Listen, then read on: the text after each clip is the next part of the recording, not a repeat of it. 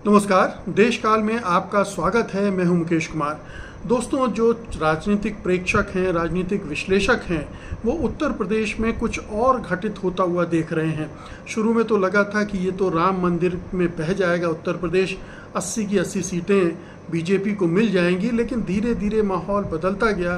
पहले फेज के पोलिंग में कुछ और देखा, उसके बाद कुछ और अब पाँचवें छठवें फेज की पोलिंग आते आते तक पूरा माहौल बदला हुआ दिख रहा है यूपी का। और लोग ये तक प्रेडिक्शन कर रहे हैं कि ये एक बड़ी लहर हो सकती है बीजेपी के खिलाफ। बीजेपी इसमें भारी नुकसान उठाना पड़ सकता है।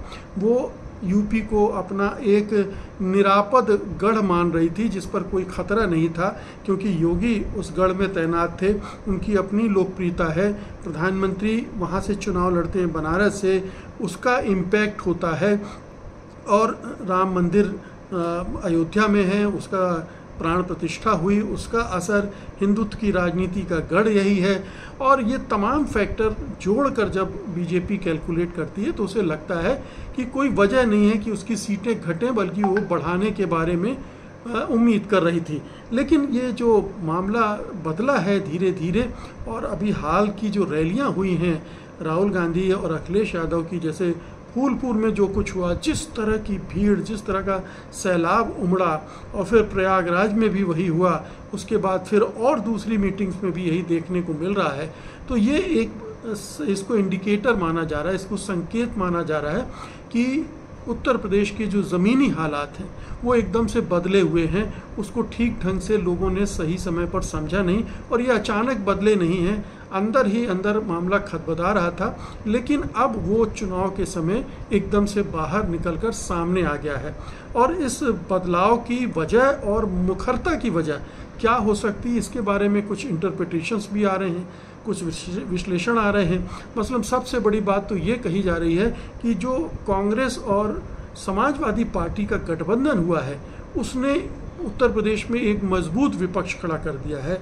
दूसरा, उसमें बीएसपी की जो निष्क्रियता है, बहन मायावती बहुत सक्रिय रूप से चुनाव नहीं लड़ रही हैं, उसका एक असर है कि दलित वोट भी इंडिया गठबंधन की तरफ शिफ्ट हो रहा है। तीसरा, अखिलेश यादव ने बड़ी समझदारी से टिकट बांटे हैं इस बार, उसका असर दिख रहा है। चौथा, अखिलेश यादव भी चुनाव लड़ रहे हैं और राहुल गांधी भी चुनाव लड़ रहे हैं, इसका असर पड़ रहा है।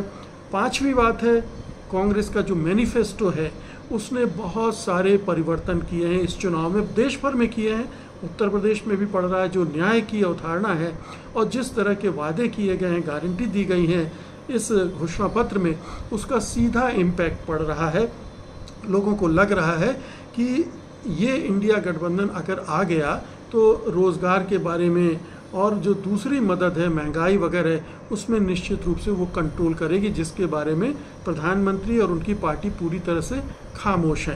तो कांग्रेस के न्याय पत्र ने एक बड़ा फर्क ला दिया पूरे चुनाव में।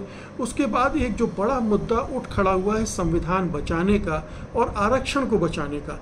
इसने जो दलित पिछड़ी आबादी हैं, आदिवासी तो उत्तर प्रदेश में बहुत कम है, लेकिन दलित, पिछड़ी और अल्पसंख्यक आबादी, इन तीनों को, जिसको अखिलेश यादव पीडीए कहते हैं, एकजुट कर दिया है इंडिया गठबंधन के पक्ष में।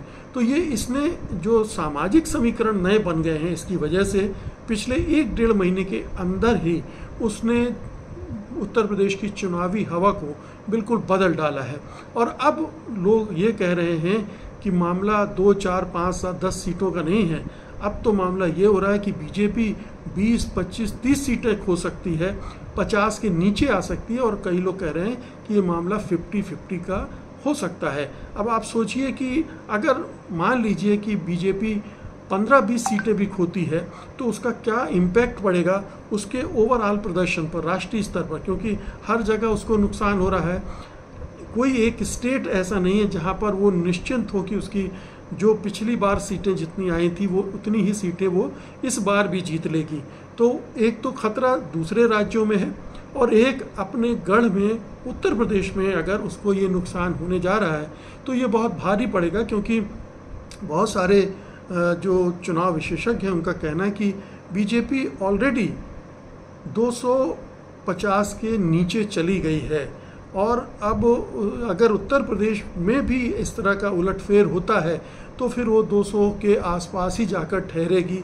और ये अगर होता है तो ना तो प्रधानमंत्री मोदी एक बार फिर से प्रधानमंत्री बन पाएंगे और ना ही बीजेपी के सत्ता में आने की संभावनाएं प्रबल होंगी, क्योंकि तब इंडिया गठबंधन ज़्यादा मजबूत होगा और तब उस सूरत में हो सकता है कि जो दल अभी एनडीए में हैं या बीजेपी के साथ तालमेल करके चुनाव लड़ रहे हैं वो भी पाला बदल कर इधर आ जाएं।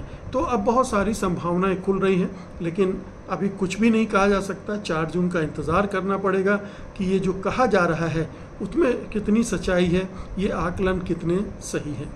बहुत बहुत शुक्रिया आपका, धन्यवाद, नमस्कार।